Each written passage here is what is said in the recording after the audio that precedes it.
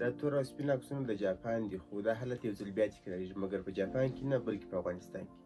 د ایران او اسرائیلو د جنگ امتیاز به نور ترلاسه کوي، اما تاوانونه به افغانانو ته په میراث کې پاتې کېږي. زه ډاکټر حفیظ غني یم او نن تاسو ته د یو جدي او مرګوني حالت په اړه خبر درکوم، کنې ستاسې او د کورنۍ ژوند به مو د مرګ د ګواښ سره مخامخ شي. د ایران جنگ زموږ افغانانو میندو، ماشومانو او والدینو د مړینې او مایوتونو لامل کېږي. هغه چې وایي د وچ سر لانده هم سوځي، هغه نن د ایران جنگ او زموږ مړینه او مایوتونه دي. دا چې اوس د ایران پر اټومي تاسیساتو بریدونه سوي دي او لا هم جریان لري، دغه جنگ څنګه او ولې د افغانانو د مړینې او مایوتونو لامل کېږي، او څنګه خپل ماشومان، حامله میرمنې او والدین د دې جدي او خطرناک حالت څخه ژغورلی شو. اوس د دې زیات احتمال شته چې راډیو اکټیو ذرات یا د اټومي بمونو ذرې یا کیمیاوي مواد د باد د لارې افغانستان ختیځو یا لویدیځو ولایتونو ته انتقال شي، نو دا به د چاپیریال، انسانانو او حیواناتو لپاره ډیر جدي خطرونه ولري.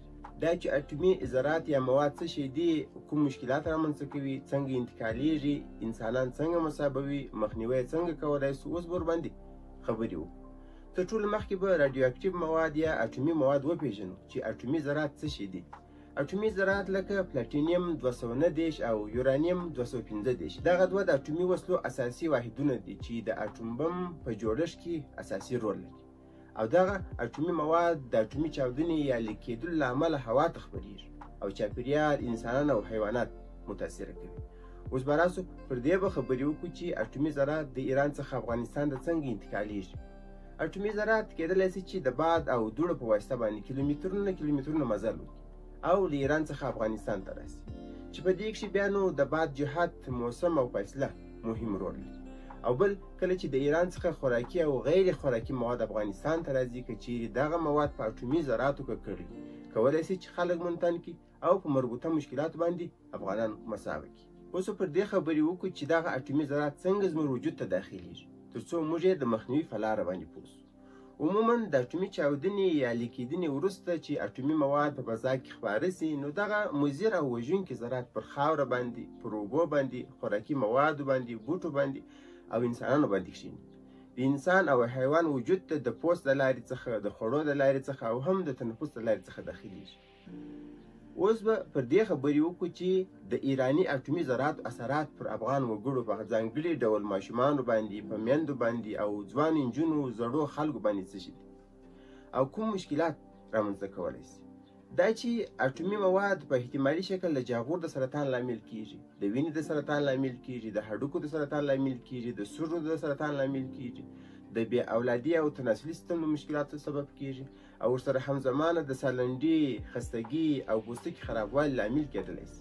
مګر اوس به نظر، عمر او جنس ته په کتلو سره په هره ناروغۍ جلا جلا خبرې وکړو چې په ماشومانو کې کومې ناروغۍ رامنځته کولی شي، په حامله میندو او داخلي رحمي ماشوم کې کوم مشکلات رامنځته کولی شي، په ځوانو خویندو کې کوم مشکلات رامنځته کولی شي، او بالاخره په لوړ عمر لرونکو اشخاصو کې کوم مشکلات او سرطانونه رامنځته کولی شي.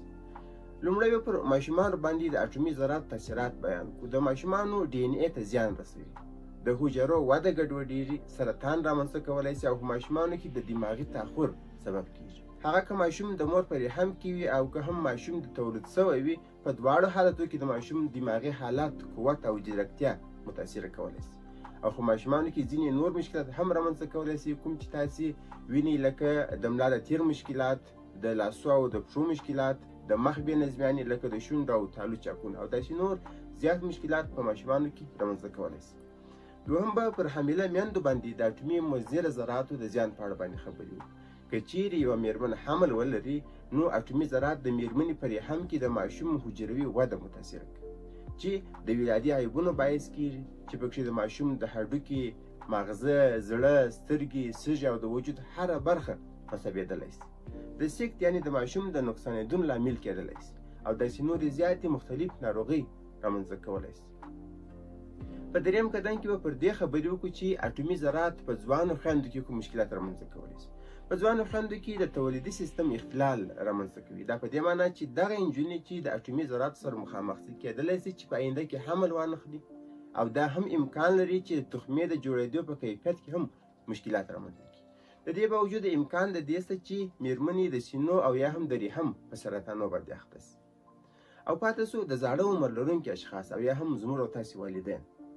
اټومي ذرات کولی شي چې په زاړه عمر لرونکو اشخاصو کې شدید او مرګوني مشکلات رامنځته کړي. لکه څنګه مشکلات؟ اټومي ذرات د بدن معافیتي سیستم کمزوری کوي چې شخص په اسانۍ په ناروغۍ اخته کیږي او ورسره همزمانه عادي ناروغۍ په شخص کې شدید سیر کوي. او بل که چیرته زیات عمر لرونکي اشخاص د زړه ناروغۍ ولري، د شکرې ناروغۍ ولري او یا د سرو ناروغۍ ولري او شخص د اټومي ذرات سره مخامخ شي، نو په نتیجه کې د دې ناروغۍ شدت زیاتېږي. بلخوا اټومي ذرات په دې اشخاصو کې د سرطان او حجروي تخریب لامل کیږي چې په نتیجه کې شخص په سرطان باندې اخته کیږي. دا چې ټول افغانان د دې خطر سره مخامخ کېدلو تر احتمال لاندې دي، نو رابسو د مخنیوي او وقایې پر لارو چارو به خبرې وکړو چې څنګه کولی سو خپله کورنۍ، ټولنه، ولایت او هیواد د دې بدمرغه او وژونکي حالت څخه وژغورو. لومړی په کور کې دننه پاتې سئ، مطلب خپله ټوله کورنۍ کرنټین کړئ، په خاص ډول هغه اشخاص چې ایران ته په سرحدي ولایتو کې ژوند کوي. کورونه بند وساتئ، دروازې او کړکینان ټینګ وتړئ. د هوا د پاکولو لپاره په کور کې فلټرونه کښیږدئ او یا هم لانده ټوکران ورته استفاده کړئ تر څو یاد ذرات خپل ځان ته جذب کړي او تاسې ورڅخه خوندي واوسېږئ. د ماسک څخه جدي استفاده وکړئ، په خاص ډول N95 ماسکونه تر ټولو مؤثره دي. عادي ماسکونه یو څه محافظت کولی شي خو کافي نه دي. د خوړو اوبو محافظت وکړئ، د باران د اوبو څخه د هیڅ لپاره استفاده مه کوئ. هغه اوبه چې په ازاده هوا کې قرار لري لکه د ویالې اوبه یا هم د راده اوبه چې پر دې اوبو باندې دوړې پرېوځي او په دې دوړ او باد کې اټومي ذرات موجود دي، نو د داسې اوبو څخه مطلق استفاده مه کوئ، ځکه په هغه کې مخکې له مخکې څخه اټومي ذرات موجود دي. که ته د هغه څخه استفاده کوې ستا وجود ته داخلیږي. بندې شوي بوتلي اوبو څخه استفاده وکړئ. دا چې اوس د میوو سیزن دی، نو میوې او سبزیجات په مالګه لرونکو اوبو باندې ښه پرېولئ. د ایوډین لرونکو مالګو څخه استفاده وکړئ چې ایوډین لرونکې مالګه ستاسې د تایراید، د غدې یا جاغور محافظت کوي. په متکرر شکل سره غسل وکړئ او خپل وجود پاک وساتئ. جامې مو پاکې وساتئ، که چیرې ممکنه وي هره ورځ نوې جامې واغوندئ تر څو پر جامو اټومي ذرات مو د پوست د لاندې وجود ته داخل نشي. دوړې مه تنفس کوئ ځکه اټومي ذرات لري. جامې مو هره ورځ ومینځئ او په ازاده هوا کې یې مه ځړوئ، ځکه که چیرې تاسې لندې جامې په ازاده هوا کې ځړوئ پر هغه اټومي ذرات پرېوځي او بېرته ستاسې د پوست له لارې څخه وجود ته داخلیږي.